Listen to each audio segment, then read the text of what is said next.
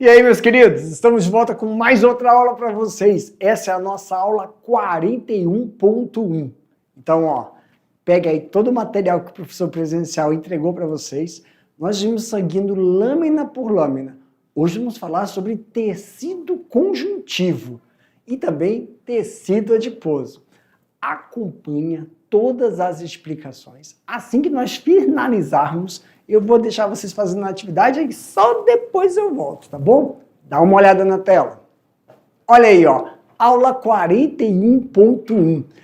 Professor, ainda nós estamos falando sobre histologia, isso mesmo, histologia animal. Só que dentro de histologia, que é o estudo do tecido, nós vamos falar sobre histologia do tecido conjuntivo 1.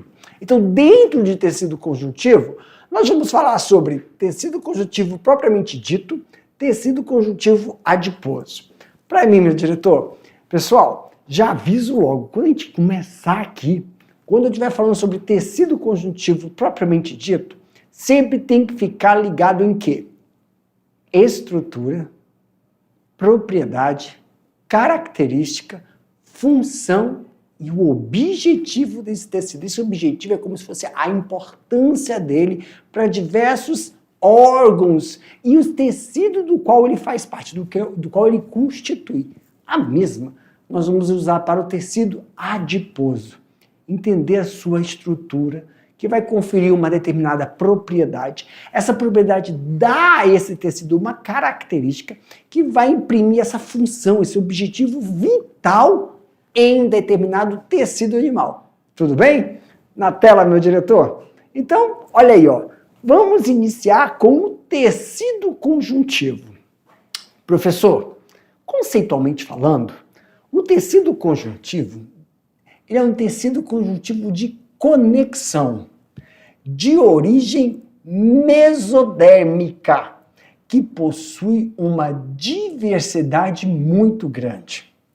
Esse tecido desempenha diversas funções no nosso organismo, como preenchimento, sustentação, defesa e armazenamento. Ó, eu vou apagar aqui, ó. Vou deixar em vermelho.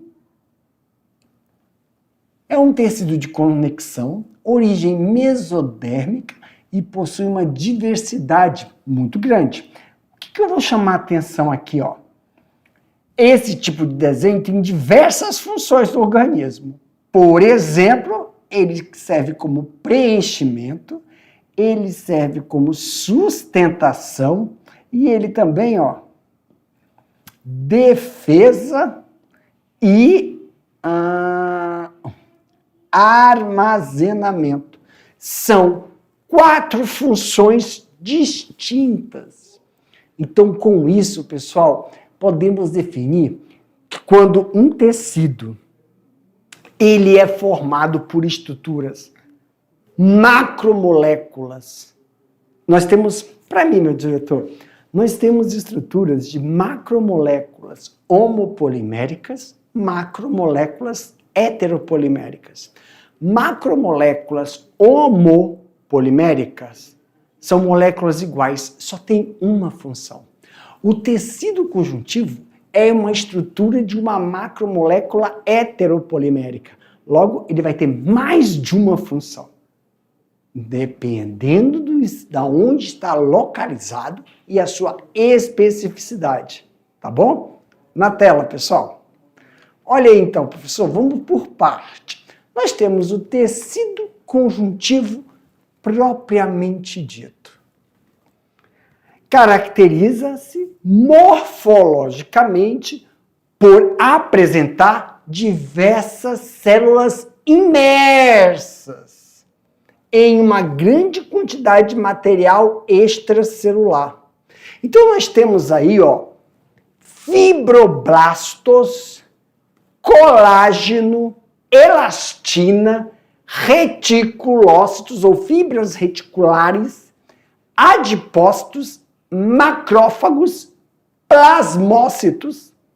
Essas estruturas celulares que vão constituir em uma em um ambiente aquoso, o que a gente chama de tecido conjuntivo propriamente dito, aonde cada um tem uma função distinta em um mesmo ambiente. Então, olha só, a matriz é uma massa amorfa, de aspecto gelatinoso e transparente. É constituída por água e glicoproteínas. É uma parte fibrosa, de natureza proteica, as fibras do tecido conjuntivo. Então, as fibras do tecido conjuntivo, quando tem essa denominação amorfa, quer dizer, não tem uma forma específica, ela é um emaranhado de fibrinogênios, glicoproteína, fibrinas, que vão constituir essa massa amorfa de aspecto gelatinoso.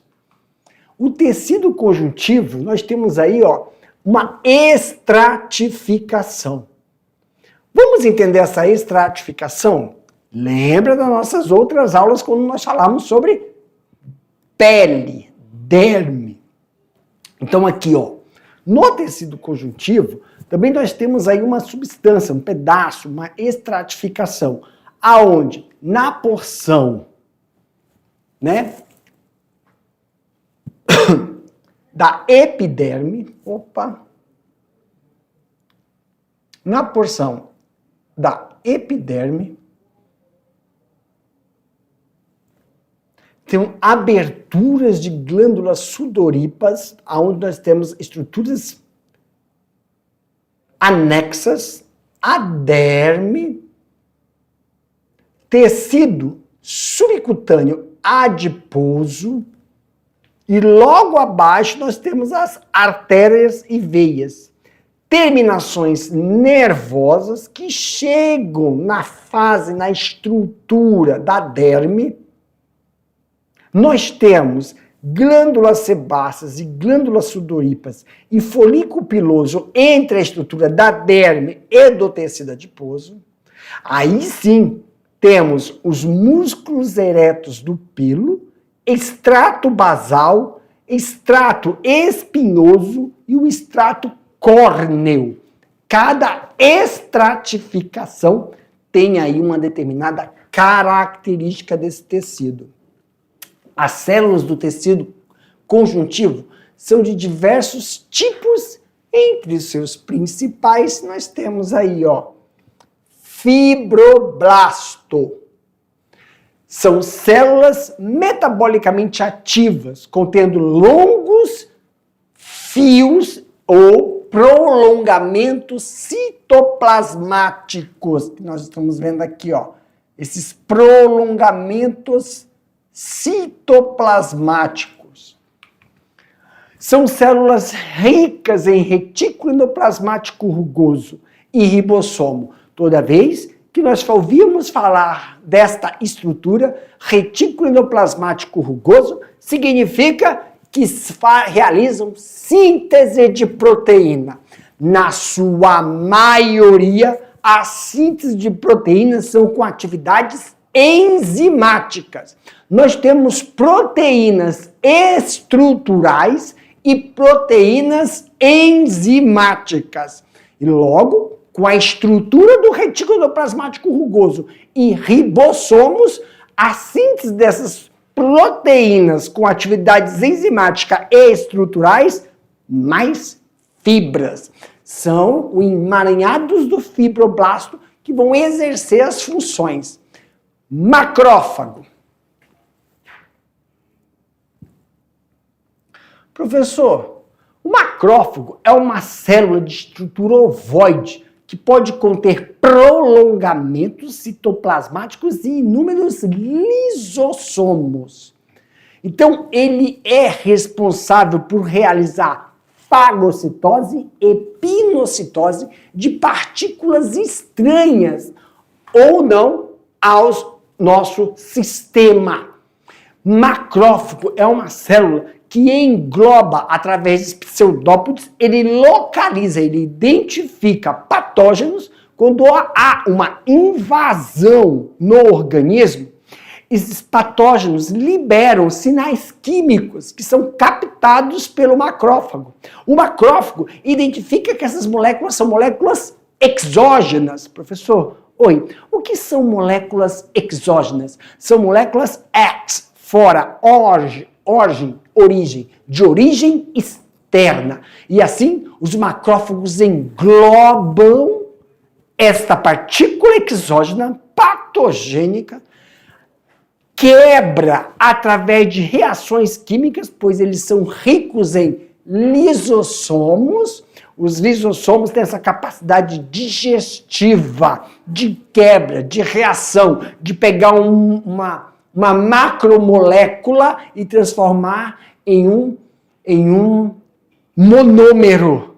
Um monômero que tem capacidade de realizar uma resposta imunológica. Mastócitos. Os mastócitos, essas células são células que constituem aí, né, o nosso tecido conjuntivo. São células globosas, constituídas de heparina. Heparina é uma substância anticoagulante. E histamina, substância envolvida nos processos de alergia. Então nós temos aí uma célula responsável por nos alertar, por causar uma resposta imunológica de reação contra ou um patógeno ou uma outra molécula reativa, causando aí o processo alérgico envolvendo histamina e também heparina. Esta última, a histamina, substância é liberada em ocasiões de penetração de certos antígenos no organismo. Professor, oi, o que é antígeno? Antígeno e anticorpo. Antígeno é um patógeno ou uma molécula com capacidade de realizar o quê? Ativar uma resposta imunológica, sendo específica ou não. Tá bom? Antígeno. Em contato com os mastócitos, desencadeando, consequentemente, um processo de reação. Professor, por que nós chamamos reação alérgica? Porque ele vai liberar substâncias químicas que vai atacar o próprio organismo. Aí que é o negócio.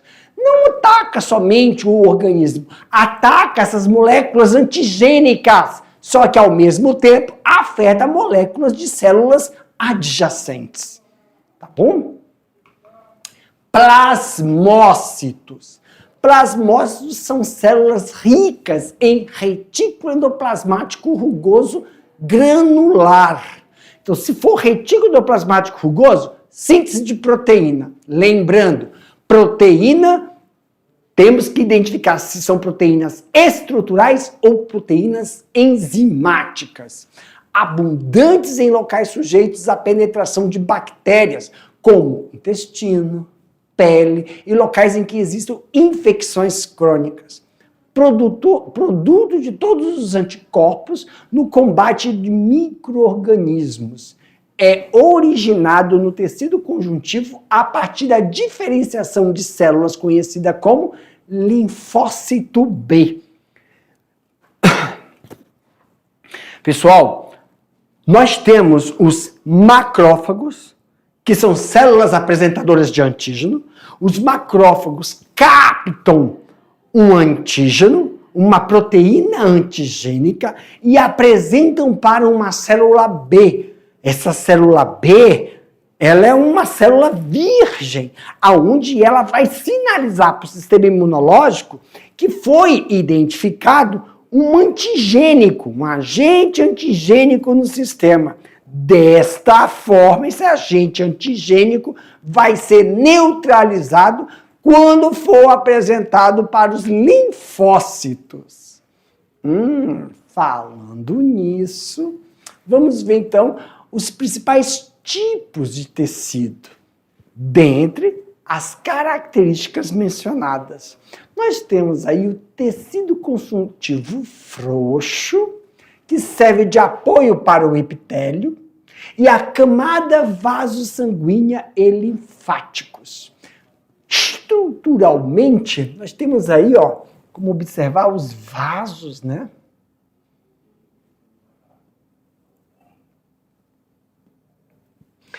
Mastócitos. Vai dar pra... Calma aí, Jefferson. Ó, a flechinha, mastócitos, eu vou pintar, porque se eu passar a caneta... Mastócitos. Nós temos aí, ó, vasos. Ó, vasos, a continuação. Núcleo de endoteliócitos. Fibras elásticas. Fibras colágenos. E fibroblastos. Preenchem os espaços não ocupados em outros tecidos. Eles vão apoiar, vão nutrir os epitélios, envolvendo tanto o sistema nervoso muscular sanguíneo e linfático. Aqui, além de realizar o processo, faz parte também das estruturas de muitos órgãos e desempenha um importante papel em processo de cicatrização celular. Os processos de fibra, fibrinogênio, colágeno e fibrinas têm um papel importante em recrutar células que vão realizar toda a depuração de um corte e também higienização e combate dos agentes infecciosos que possam estar ali naquela incisão. Tipo dessas fibras, professor? As fibras presentes no tecido conjuntivo frouxo, elas são de 3 tipos. Colágenas, elásticas e reticulares. As fibras colágenas são constituídas de colágeno, talvez em estruturas, né, muito abundantes, são estruturas de aminoácidos, de proteínas encontradas no reino animal. As fibras reticulares são ramificadas e formam um traço firme e liga o tecido conjuntivo aos tecidos vizinhos e adjacentes. Já os tecidos conjuntivos densos, no tecido conjuntivo denso, há predomínio de fibroblastos e fibras colágenas. Tanto esses fibroblastos como as fibras colágenas auxiliam na distensão, maleabilidade do tecido, mantém essa turgidez. E nós temos aí o modelador, formado por fibras colágenas dispostas em feixes, com orientações fixas, dando ao tecido características de maior resistência. Como assim? Como resistência, professor? Resistência e tensão em relação aos tecidos. Não modeladores e frouxo ocorre nos tendões que ligam os músculos e ossos e nos ligamentos em relação do osso entre si. Esse sim, tá? Auxilia no processo de diminuir a tensão durante um determinado movimento ou espasmos. E os não modelados, professor? As fibras colágenas encontradas distribuídas desordenadamente e são dispostas em feixes que não apresentam orientações fixas. Ocorre aonde? Na derme, nas cápsulas e que envolve os órgãos, na membrana e também envolve alguns tecidos ósseos. De acordo com a estrutura, a função e a propriedade desses tecidos, nós podemos ver a durabilidade, a resistência em relação à sua característica. Exemplo, pessoal, quando nós falamos sobre os macrófagos, que são essas células que apresentam moléculas sinalizadoras nas suas membranas. Essas moléculas sinalizadoras nas suas membranas captam os agentes antigênicos, envolve esses agentes antigênicos em um processo de fagocitose, quando são englobadas estruturas físicas, estruturas sólidas. Já se tratar de processos de soluto e solvente, pinocitose, ou alguma coisa química que está imersa em água. Desta forma, esses agentes com potencial antigênico são apresentados a uma célula apresentadora de antígeno virgem, que no caso são as células B. Nós temos os macrófagos para realizar esse processo semelhante aos monócitos, só que o monócito é mais de causa de alergia. Ataca, sim, as moléculas que conferem uma quantidade de alergia, mas é porque afeta o tecido endógeno. Tecido endógeno é o tecido original, dependendo da quantidade de agentes antigênicos que são liberados. E, professor, revendo os processos de plasmócitos, que são essas células ricas em retículo endoplasmático rugoso, granular, abundante em relação a locais onde ocorrem infecções bacterianas.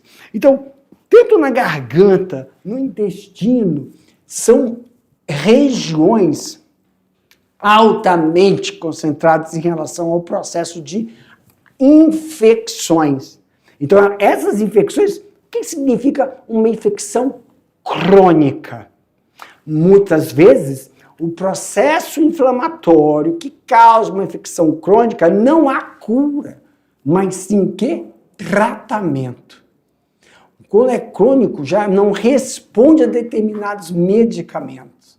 Ou em relação ao processo de amenizar o agente infeccioso que está realizando esse processo de infecção.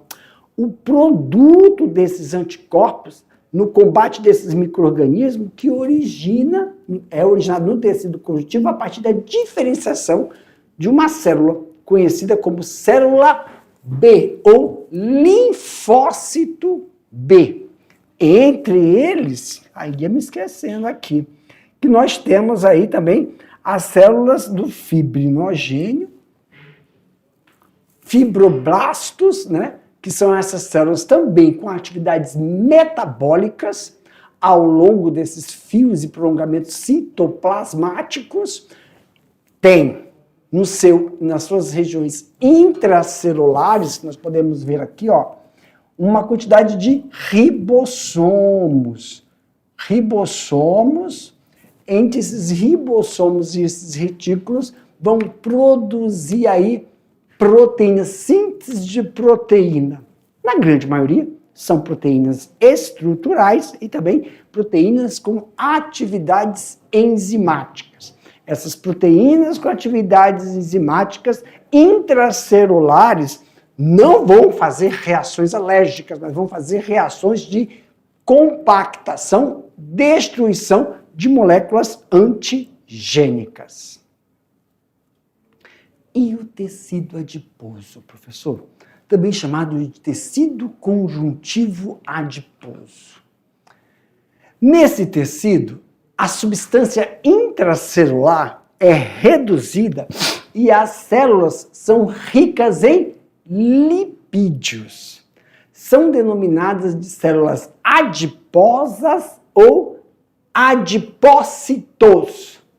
Na sua estrutura, nós temos aí, ó, uma célula constituída de um núcleo, retículos endoplasmáticos, complexos de Golgi, mitocôndrias e, claro, uma região vasta de reservatório de gordura. lipídios, tá? Função do tecido adiposo, reserva de energia. A principal função do tecido adiposo é de reserva de energia. O tecido adiposo, ou os depósitos de gordura, são feitos em células adipócitas, também conhecidas como adipócitos. Tem, propriedade de isolamento térmico, ajuda a regulação da temperatura corporal e protege. Não é proteção só em relação à temperatura, há impactos. O organismo, nós vamos ver lá na frente, o organismo tem determinadas regiões que são regiões onde o processo de reserva desse tipo de tecido é muito intensa. Regiões reprodutivas, regiões na sola do pé, na palma da mão, para proteção em relação aos impactos causados. Uma quantidade de tecido adiposo também é requerido em determinadas regiões do corpo do homem e do corpo da mulher, principalmente na mulher, para realizar os processos hormonais, porque nós temos o metabolismo de lipídios, essencial para o processo de produção de determinados hormônios. Função, preenchimento, é encontrado ao redor dos órgãos. Quando a gente fala que não é que o órgão tem que ser completamente, mas é fisiologicamente esperado alguns órgãos ter esse preenchimento para auxiliar na demanda de energia necessária. Mas o excesso prejudica. Espaços, principalmente espaço de forma que mantém a estrutura fixa no lugar. Proteção contra impactos, evita traumatismos, proteção contra órgãos internos e auxilia nesse processo da distribuição quando há necessidade de retirar energia. Pessoal, quando a gente fala energia, tem que tomar cuidado, porque nós temos aí no nosso organismo uma molécula denominada de ATP, que é adenosina trifosfatada, que está livre na corrente sanguínea, utilizada, ela é livre no sistema, para ser utilizada para os processos vitais, para fazer com que toda a maquinaria funcione. Na ausência, tem glicose livre para transformar em ATP. Para raciocinar, para pensar, para falar, para deglutir, para respirar, nós utilizamos continuamente ATP. Ao passo que nós estamos utilizando o ATP, é consumido o quê? Glicose livre. E quando a taxa de moléculas, que são moléculas precursoras para auxílio da produção de ATP, no último caso, se tira da gordura, quer dizer, se tira lipídio das células adipócitas, que não é tão fácil o processo de reversão. Por isso que a gente chama isso de emagrecimento. Quando você faz esse processo de retirar, utilizar as células, a energia que está em forma de lipídio para a produção de energia livre. Não é tão fácil assim. Então, a gente fala muito assim de encontrar ao redor dos órgãos e fornece um espaço e também é utilizado para produções de nivelamento necessário de energia quando se tem, nesse caso. Classificação das células adipócitas. Nós temos adipócitos unicelular e adipócito multicelular. São células adipócitas únicas e tem aquelas que são células adipócitas fragmentadas em uma só. Claro, para cada uma delas tem aí uma característica e estrutura. Os dipócitos, ou tecido adiposo branco ou unilocular, as gotas de gordura se reúnem formando uma grande gota. por isso recebe o nome de unilocular. Também é conhecido como gordura amarela. Opa! Gordura amarela. Coloração que se dá à gordura que contém pigmentos de vitamina. E, pessoal, quando você vê aquela gordura amarela e tem aquela gordura que um amarelo menos vivo, também tem a questão de idade, tá? Por causa da vitamina. Tecido adiposo multilocular é responsável pela regulação da temperatura do corpo. Olha, aqui a gente já vai vendo algumas diferenças que é bom deixar marcada, né? Pra gente não esquecer aí, tá? Coloração da gordura, pigmentos de vitamina. Já a multilocular, regulação da temperatura, encontrado principalmente em animais que recebem esse nome por causar várias gotas de gorduras suspensas em citoplasmas dos adipócitos. Também é conhecido como gordura marrom ou parda. Em relação a essas estruturas de gordura marrom ou parda, também depende da localização, fisioanatomia do animal e a idade.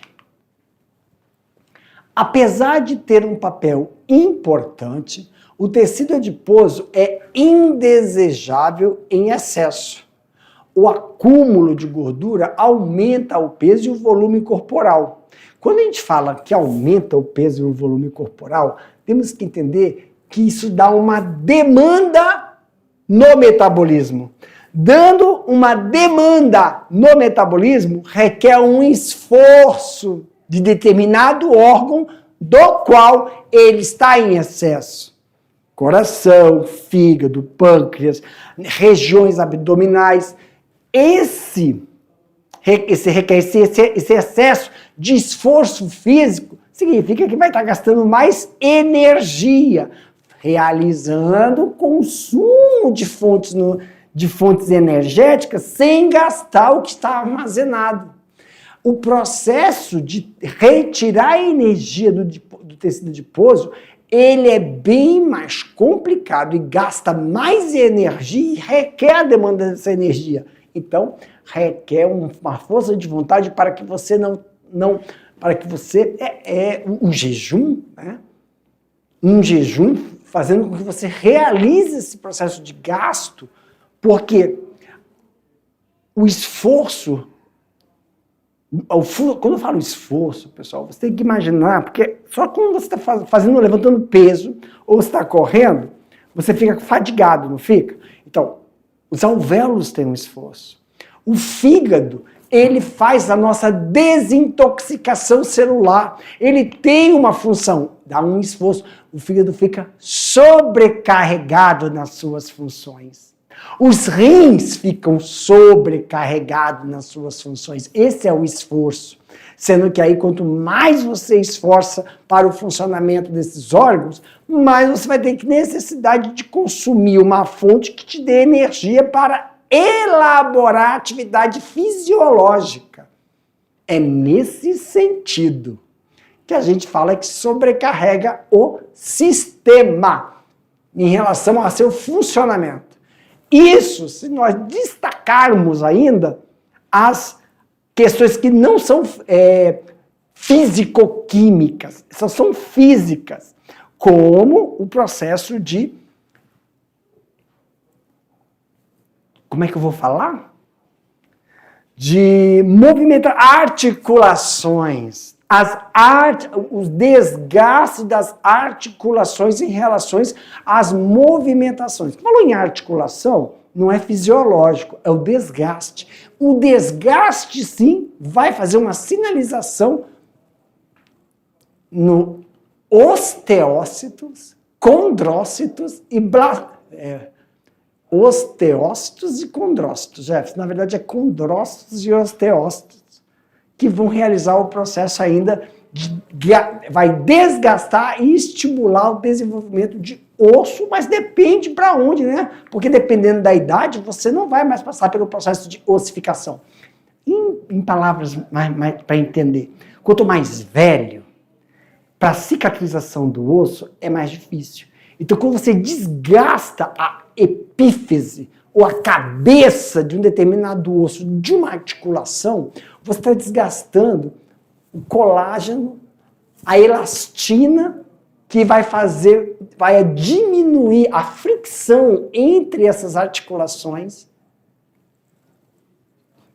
Isso a gente está falando do físico, não químico em si, tá? O fisiológico, que é essa sobrecarregar a função de um órgão.